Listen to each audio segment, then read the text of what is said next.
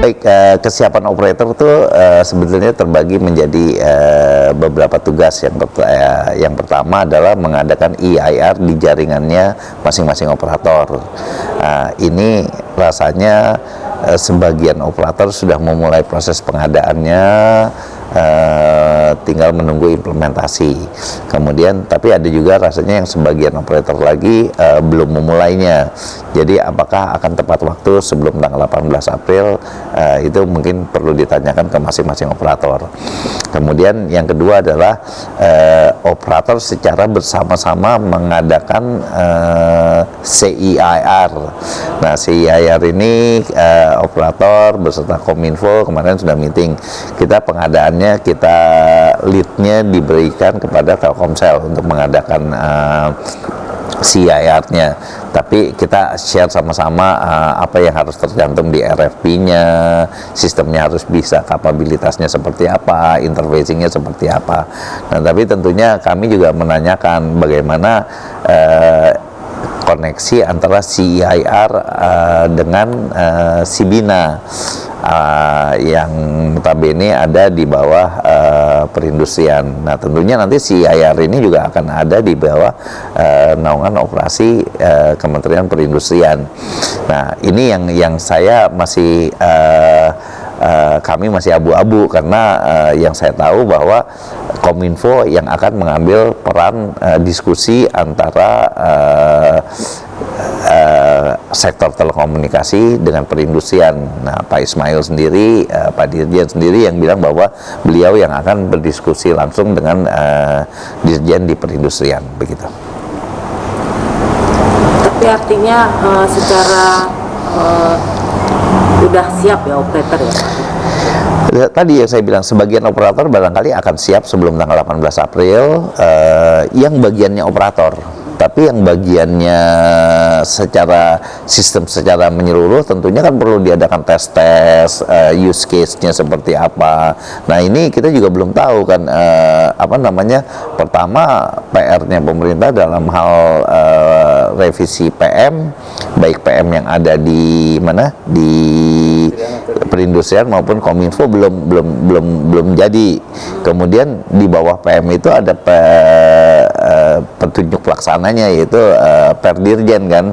Nah, ini juga belum ada sama sekali. Jadi kita sendiri masih harus melihat itu. Kalau TRI sendiri bagaimana Pak kesiapannya? TRI sendiri kami sudah melakukan pengadaan, dan kami sudah menyesuaikan targetnya, yaitu sebelum 18 April sudah live di jaringannya TRI. Artinya 18 itu ini optimis ya, bisa. Untuk bagian kami, saya nggak tahu. Tadi saya bilang kan, yang bagiannya perindustrian, database-nya di perindustrian dan lain-lainnya kan kita nggak tahu sistem yang di Kementerian Perindustrian seperti apa. Dan CIR-nya juga kan sekarang lagi proses pengadaan nih. Mudah-mudahan ditargetkan oleh siapa? Oleh Kominfo itu selesai sebelum tanggal 11 April. Jadi masih ada waktu seminggu. Sendiri tidak ada hambatan yang berarti ya? Nggak ada. Persoalan yang sedikit agak krusial apa sih?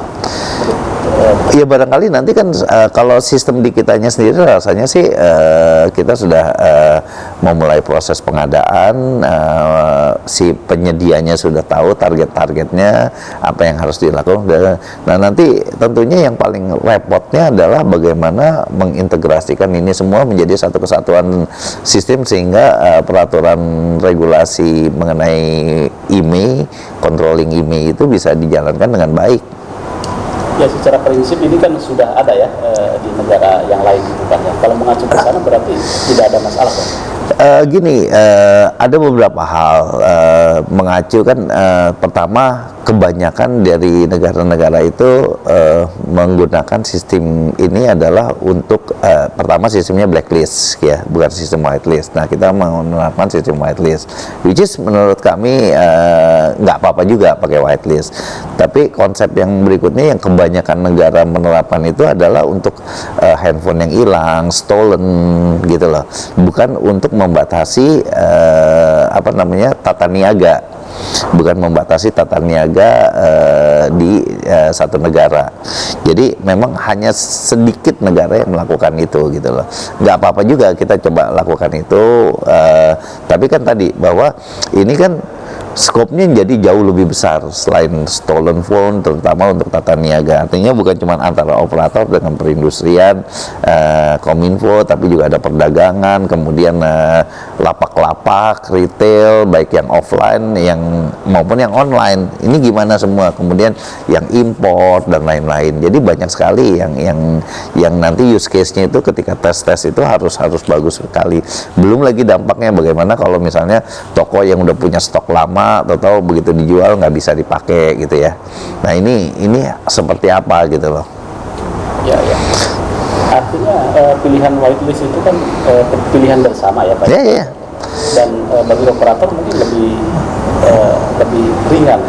Nggak ada masalah. Semua baik blacklist maupun whitelist itu punya kelebihan dan kekurangannya masing-masing. Jadi tinggal mau dilihat mau kita beratnya di mana. Kalau blacklist kan semua handphone dianggap legal sampai setelah diobservasi itu adalah ilegal gitu kan ya. Kemudian begitu ilegal dimatikan. Ya artinya nanti kalau orang udah pakai 1 bulan atau mati ya siap-siap aja orang itu komplain kan gitu kan ya. Kemudian terus tata niaganya gimana, pengembaliannya gimana, boleh nggak dia ngembalikan, dapat ganti rugi atau enggak dan lain-lain. Nah itu tentunya kegaduhan seperti itu akan lumayan tinggi. Nah sementara kalau whitelist itu orang begitu mau masuk bisa atau enggak gitu loh langsung. Kalau nggak bisa masuk ya udah berarti dia biasa jadi nggak jadi beli gitu kan. Nah hal-hal seperti inilah yang terjadi. Tapi di saat yang sama kalau dilakukan whitelist, transaksi kooperator itu luar biasa banyaknya bebannya gitu loh. Jadi tadi saya bilang ada plus minusnya. Tapi memang plusnya memberi kepastian hukum secara tegas ketika konsumen membeli langsung terlihat gitu kan, ya. Kalau belinya online gimana? Kan banyak sekarang, lebih banyak toko orang beli online, nggak bisa dicobanya di rumah. Jadi nggak sama juga, semuanya juga sama punya kekurangan dan kelebihannya. Kalau orang beli online gimana? Kalau orang dikasih sama saudaranya gimana? Artinya tips untuk konsumen menyikapi metode whitelist ini seperti apa? Oke, nomor satu bahwa konsumen tuh tetap harus dijamin kepastiannya. Yang pertama adalah barangkali setiap handphone yang dibeli harusnya legal. Kalau ilegal karena menurut aturan dia akan mendapat gantinya. Gitu. Itu harus mendapat kepastian itu, dan itu domainnya Menteri Perdagangan menurut saya. Iya kan, Menteri Perdagangan harus menjamin bahwa toko kalau ngejual barang dan barang itu tidak bisa dipakai harus bisa dikembalikan dan ditukar. Iya kan. Nah ini jadi makanya saya bilang ini suatu kesatuan yang menyeluruh nih. Ada domainnya Menteri Perdagangan, ada domainnya Menteri Perindustrian, kemudian banyak lagi use case yang harus diterapkan. Makanya kita bilang per dirjen itu menjadi penting karena pada saat itu ya. Nah contoh lagi misalnya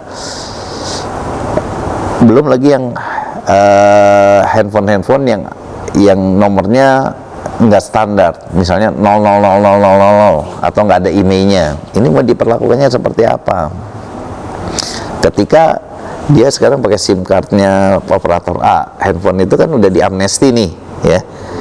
Kemudian ketika dia ganti SIM card, ketika whitelist itu akan ditanya dulu, ini legal atau enggak? Kalau menurut whitelist itu ilegal pasti. Nah ini prosesnya seperti apa gitu loh. Jadi banyak nih, jadi nggak semudah bilang oh whitelist, blacklist jalan gitu, enggak. Use case-nya itu akan menentukan. Ada yang namanya konsep unpairing, pairing, unpair gitu ya. Unpairing dulu baru pairing lagi. Kemudian belum lagi kemarin waktu meeting di Kominfo ada concern sama Batam. Iya, katanya nggak boleh keluar dari Batam. Nah itu gimana? Kita nggak bisa melaksanakan itu. Handphone di Batam itu semua handphone mau import mau produksi dalam negeri dianggapnya legal karena itu adalah daerah yang memang secara perlakuan perpajakan itu adalah legal untuk barang import di sana. Nah, ketika customer beli barang di Batam itu legal, tapi ketika keluar dari Batam harus ilegal gitu loh. Nah, ini kan nggak bisa. Kita kan network kita lihatnya secara kesatuan. Harus diatur khusus berarti, dan itu belum ada putusannya akan seperti apa. Technicality-nya aja kita nggak tahu gimana caranya. Secara teknis aja nggak tahu mesti diapain. Kemudian ketika dia balik lagi ke Batam, misalnya harus bisa lagi gitu kan. Nah, ini gimana gitu loh. Itu terus kemudian ada misalnya aturan-aturan bahwa apakah kalau orang beli kan ya katanya supaya memastikan emailnya itu dicantumkan di luar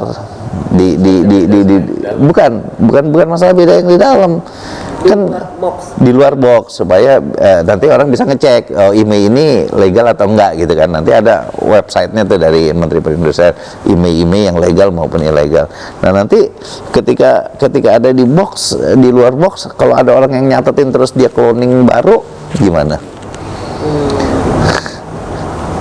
Memang pasti banyak titik-titik yang akan menjadi PR kita bersama. Tapi memang menurut saya kalau emang mau jalan harus jalan dulu, tapi tentunya nggak bisa sempurna di awalnya.